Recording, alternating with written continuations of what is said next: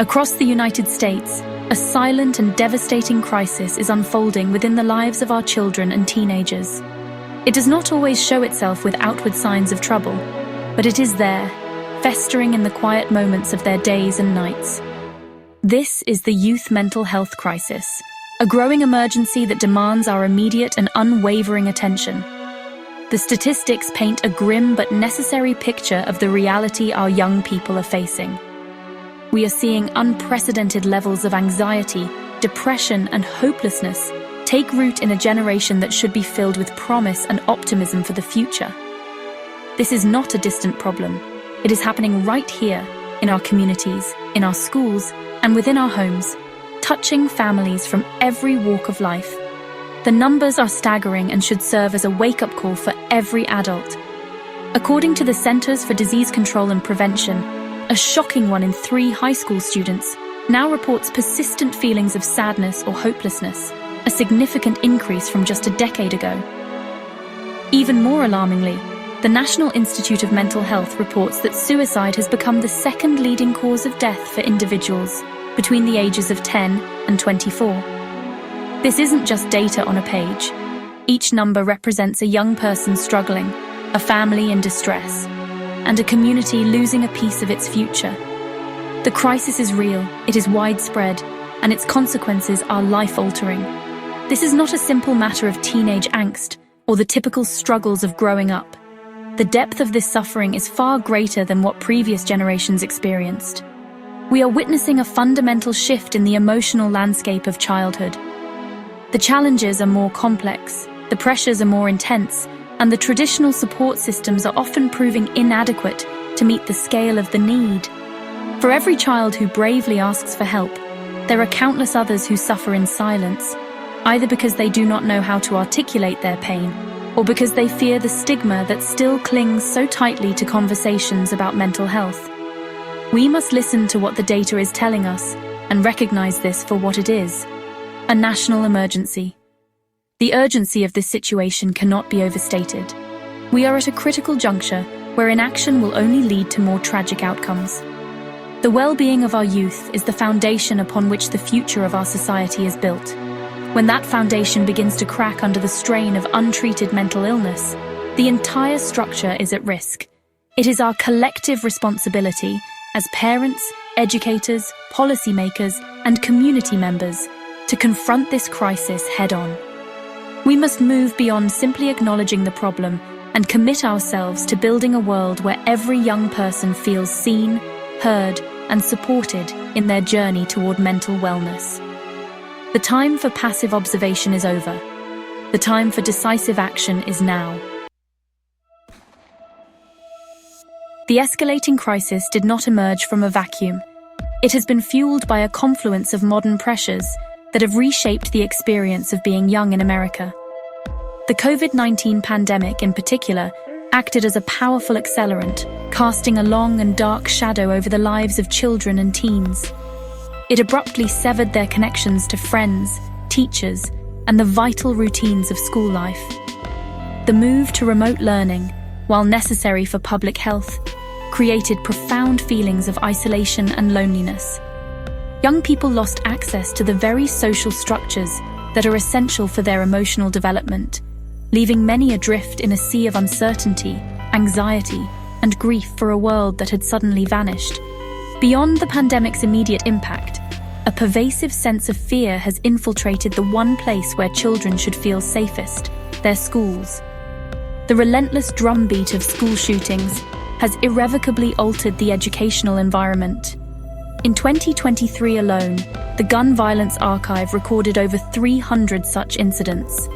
This constant threat of violence has a corrosive effect on the psyche of students. They are forced to participate in active shooter drills, learning to hide under desks and barricade doors, experiences that can be deeply traumatizing. These drills, meant to protect them, instead serve as a constant, terrifying reminder that their school could be the next headline, breeding a baseline of anxiety that permeates every school day. This culture of fear extends beyond the school gates, amplified by a 24/7 news cycle and the unfiltered world of social media.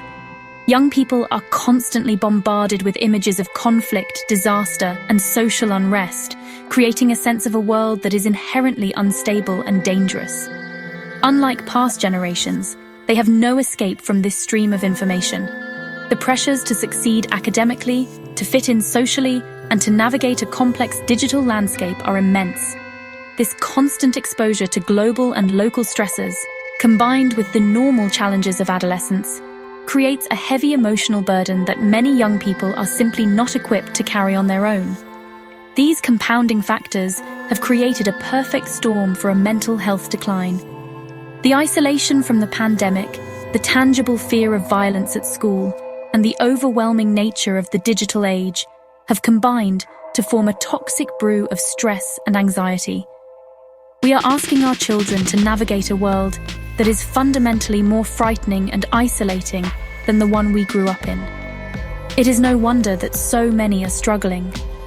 Recognizing these external pressures is the first step toward understanding the depth of the crisis and developing compassionate, effective solutions that address the root causes of their distress, rather than just the symptoms. Even as the need for mental health support has skyrocketed, the systems designed to provide it are crumbling under the strain. Schools, which are on the front lines of this crisis, are often tragically under-equipped to handle the scale of the problem.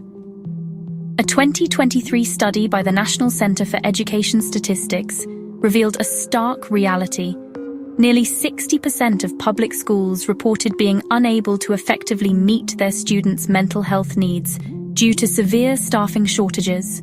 The recommended ratio is one school counselor for every 250 students, yet the national average is closer to one for every 400, with many districts, especially in rural and low-income areas, facing far worse ratios.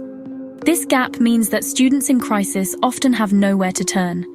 The consequences of this systemic failure are dire. When schools cannot provide adequate support, children in acute distress are often funneled into hospital emergency departments. These facilities are designed to treat physical trauma and are rarely equipped for psychiatric care, making them a jarring and often traumatic environment for a young person experiencing a mental health crisis. In places like Central Oregon, the lack of pediatric psychiatric facilities has become so acute that in 2025, a legislative proposal is seeking $3.82 million just to begin addressing the shortfall. This is a clear indicator that the entire infrastructure for youth mental health care is insufficient, forcing families into desperate situations with few viable options. Compounding the lack of resources is the persistent stigma surrounding mental illness. Many young people fear being labeled, judged, or misunderstood if they admit they are struggling. They worry about what their friends will think or how their parents might react. This fear often prevents them from seeking the help they so desperately need. In Utah, the tragic suicide of 14-year-old Shazan Sugihara in October 2024 highlighted how bullying and a lack of support can have devastating consequences. This is why grassroots efforts, like the I Strive nonprofit founded in his memory, are so vital. They create safe, community-led spaces where young people feel comfortable talking openly without fear of judgment. Furthermore, barriers to care are not distributed equally. Students in rural communities or from low-income families face even greater challenges. They may live far from the nearest therapist, or their families may lack the insurance or financial means to afford private care. This disparity creates a two-tiered system where access to mental health support is a privilege rather than a right. In Maine, where youth suicide rates are above the national average, lawmakers are considering bills in 2024 like the Save School-Based Therapy Bill to prevent further cuts to school clinicians. These efforts are crucial, but they represent a desperate attempt to patch a system that requires a complete overhaul to ensure every child has a fair chance at mental well-being. The path forward requires a unified and unwavering commitment from every level of society. We can no longer afford to treat youth mental health as a secondary issue. It must become a central priority in our policies, our budgets, and our communities. This begins with bold legislative action. We need federal and state governments to champion initiatives like the Mental Health in Schools Act, which would provide critical funding to hire more counselors, psychologists, and social workers. Following the lead of states like California, which now mandates mental health education, and New York, which is providing free services in underserved districts, we must integrate mental health literacy into our school curriculums so that young people can understand their own emotions and know when and how to seek help. Funding is the fuel for change. We must invest significantly more in building a robust infrastructure for youth mental health care. This means not only increasing the number of professionals in our schools, but also expanding community-based treatment options and pediatric psychiatric facilities. The legislative efforts in states like Maine and Oregon to secure millions for these services are essential, but they should be the norm, not the exception. Philanthropic organizations, businesses, and local governments must all step up to help close the funding gaps. Investing in our children's mental well-being is not an expense.